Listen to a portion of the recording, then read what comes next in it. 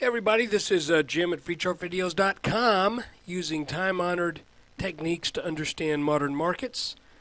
This is the daily S&P 500 update, and it is April 26, 2011, which happens to be my birthday. So, I was 53 and a half until today. Now I'm 54.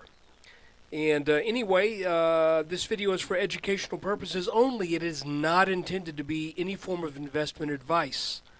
I can draw lines on charts, but you have to draw your own conclusions from your own due diligence and make investment decisions that are suitable for your financial situation. And I'm not in any way a licensed professional. I'm just a guy that draws lines on charts. So let's take a look at the S&P.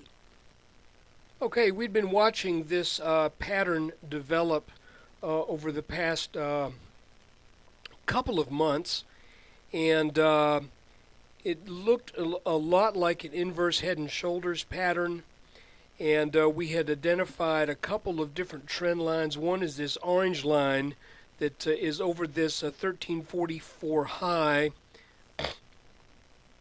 and also over these highs, and over this level that was hit, a day or so ago. And I guess that was yesterday, wasn't it? And we're looking at this, or maybe that, wait a minute, I'll take it back. This is a weekly chart. Doesn't matter. This is a line of resistance. Then there's the neckline of the pattern, which is drawn over this top here, defines the peaks that are on either side of this large dip. That's how you find your neckline. And we're just waiting for this thing to get over this line, get over this 1344 mark. And today, all three things were accomplished, and we closed in that territory. So this, to me, constitutes a breakout of this inverted head and shoulders pattern, and if this pattern can be trusted, then this should be setting up a move into the 1420s. That doesn't mean it's going to go straight there. It means that we begin this now a wandering path with what used to be a resistance in that 1338, 1340 area. Now that should be support. And the couple things to let you know about head and shoulders patterns, one of them is they're highly predictive. However, they do occasionally fail. However, in an index, I wouldn't expect a failure rate in a broad index at the same rate as you might see in an individual stock, because individual stocks are often influenced by binary events, if it's a biotech, or by earnings reports that are particular to a particular company, contracts. You get the picture. When you're looking at an overall index like the S&P, you're not really looking at something where one company says, well, we're warning, let's say LSI. If LSI warns on the next quarter's earnings, is it going to make a big difference in the S&P 500? Probably not. Will it make a big difference in LSI as an individual stock? Yes. So if LSI were right here and they warned, it could come back down. But this is the S&P 500 overall market health and market indicator. So I'm thinking this is a legitimate breakout. And so you might say, well, what's going to happen next? Well, first thing is, since we are now over these three lines, we look at these lines to act as support. We could come back and test these lines, any one, two, or all three of them. Technically, this line is below the neckline, but it could get a test because it is a technically important line.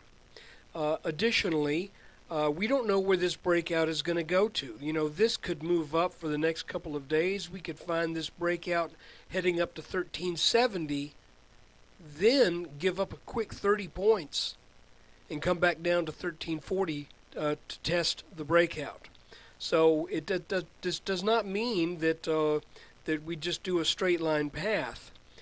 What it means, though, is that the impetus has now been set and the pattern has been completed, and the expected result from this is a minimum of the 1420s. And the way we get that is, and I'm going to use this actual neckline here as my measuring stick.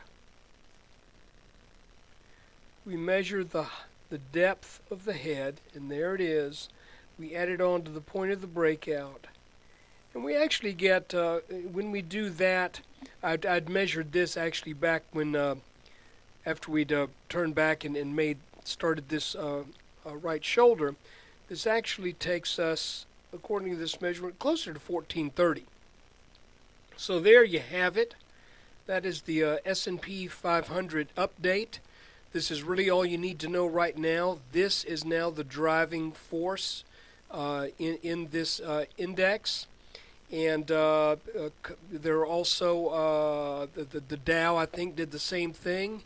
So, but I follow the S&P because I think it's the best cross section of stocks. So look, and believe it or not, I did not have that good a day today in the markets. I did have TNA that went up pretty well, but some of my stuff was in some metals, and that did not work out real well today. So where the markets were up, just under 1%, I was up about 0.3. But up is up, and I'll take it, and I think metals will come back. So that's the S&P 500 update, brought to you by FreeChartVideos.com. Look, I want to keep this free. I've got two ways to do it. You either help support the site with your web traffic, tell your friends so that I get some good organic advertising revenue going from those that advertise on the site. That's one way, in which case I need your traffic, and I need you to tell your friends about what we do. The other thing is I have a video that I do every 2 weeks, or let's say twice a month. And that video is, I don't want to say it's for purchase, because that's not really the case. But if you want to donate $10 or more to the website, you get a link to that video. This video is about home builders. And I'm looking at the XHB Home Builder ETF. I'm looking at Beazer Homes. I'm looking at a very small home builder, Comstock, which I think is an interesting chart. And we also look at Toll Brothers. So, this may be a good time to look into that if you haven't already. The link is at the website. You just do the Will Chart for Food link for a donation of $10 or more, and I'll send you that video. That helps me keep this stuff flowing. It helps keep me encouraged that what I'm doing is working and that it's worthwhile to you. And but I do ask this, that if you do think about a small contribution to the website, well, let's be honest, a small contribution to moi, that you only do so if what I'm doing is of value to you and it helps you learn. As always, all of these videos for educational purposes only. Take care. There'll be another one tomorrow.